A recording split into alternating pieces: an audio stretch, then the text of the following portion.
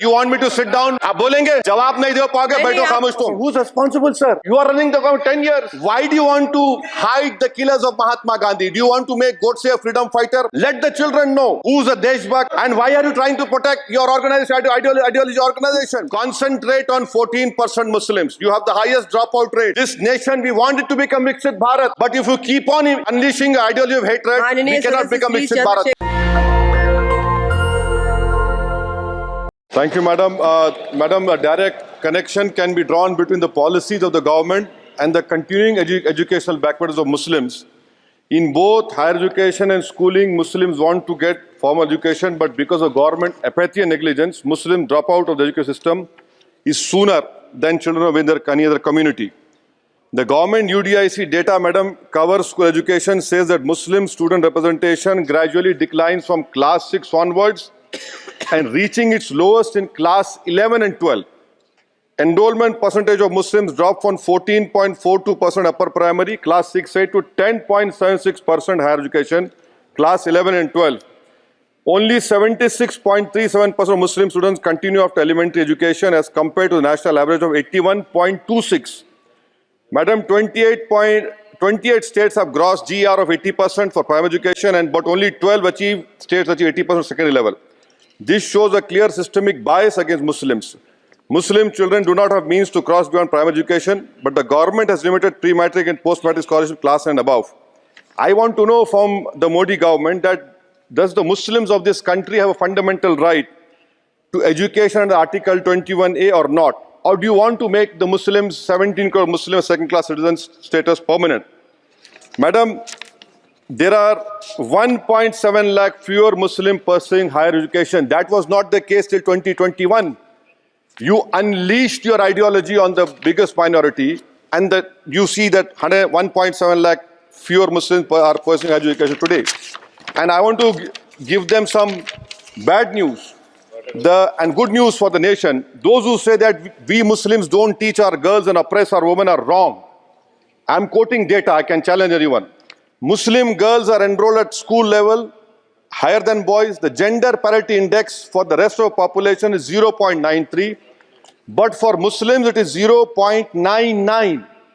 The sad fact is that these girls and boys are not prevented from educating themselves because of some evil Muslim men, in inverted commas, but because of crushing poverty and absence of government support. This government education policy talks about universal access to education, ensuring universal literacy in India of 2047. But how can you achieve, sir, if 14% of population is dropping out of education at primary level?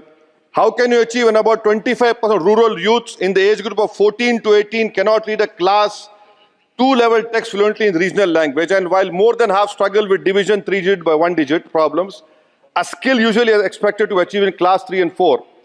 Madam, over the years, there has been a shift in momentum towards private schools. Government data indicates a decrease in the share of government schools in the elementary category of 87% in 2006 to 62% in 2022. Maybe the Mughals are responsible for this. This means that the government has decided to leave the poorest Indians to for-profit schools and abandon the responsibility on the RT. Madam, for Kendra Vidyalaya, the government has allocated 9,030 crores, Navodaya Vidyalaya 15,800 crores. How is it that you have vacancy of 6,653 in teaching and non-teaching staff? Would you blame Babar for this? I'm sure you'll do that. In Navodaya Vidyalaya, 15,800 crores have been allocated, 4,675 vacancies are there. Sanctioned strength is 34,354. In Navodaya Vidyalaya and Kendra Vidyalaya, it is 56,703. You have passed a law 5 months ago about cheating, malpractices, but you are so great in implementing. It took you 5 months. Maybe you are waiting for the NEET paper to leak. That is what I can say. And I'll show the classic example of favoritism, madam, over here. Jamia Millia Islamia is allocated 3 lakh per student, Aligarh 3.9 lakh per student, and BHU gets 6.15 lakh per student. Why this favoritism? And may I request the Honorable Minister through you, madam, that PM USP 1558 crores have been allocated. Please have some liberal mindedness, so that more Muslim students can get this. Your HIFA scheme, madam, HIFA scheme, 39,720 crores have been sanctioned for 103 institutions. 22 are IITs, 12 are AIMs. These people can pay back money. How can Jamia Millia and AMU pay back money? I don't know who has told you this. And more important, madam, 29% of graduates and above in India are unemployed. And half of them do low-skilled jobs. This is for you to understand. And may I come to Jamia Millia, madam? Jamia Millia, you have no permanent vice chancellor. Why is it that a registrar is not even qualified to hold that post? Why is it that a standing council is running the Jamia Millia? And please inquire that why 438 crores have been given HIFA, whether competent construction companies have been given or someone has been on the basis of favoritism. How is it, sir, that the present status of 100 years old Jamia Teachers Association, their office has been sealed, their body has been dissolved, there is no funds to run the university, to pay outsourcing staff, to build for building maintenance, no research grant. I demand that registrar leading and the standing council to be immediately removed. Now coming to Aligarh Muslim University, there are 1400 daily, मैं खत्म कर रहा हूँ 2 minute में. AMU daily wage workers are 1400, temporary 1559. Why don't you regularize them? And why are you not giving separate funds, Honorable Minister Garu, to the AMU branch at Murshidabad, in Mallapuram and in Kishanganj? You want it to be closed? Madam, as of July 2023, the share of ST-OBC in senior professors is even lower. I'm giving you figures, madam. In central universities, there are 66.29 general teaching staff. SC, ST-OBC only 30%. NIT 67%. 33% ST-OBC. In IIT, 84.5 general category. SC, ST-OBC 14%. IIM 86.83%. And in general 11%. Who's responsible, sir? You are running the government 10 years. You are running the 10 years. And lastly, madam. Mananiya sir, this complete. Lastly, NCRT has been given 500 crores. May I dare to say that this government has been distracted with fudging textbooks, teaching propaganda to children. You want me to sit down? You want to say on record? आप बोलेंगे? जवाब नहीं दे पाओगे, बैठो खामोश तुम. NCRT has removed the reference to Babri Masjid 2002 rights. Why should people not learn from mistakes of past? Should our children not learn of Gujarat program, massacre of minority Muslims?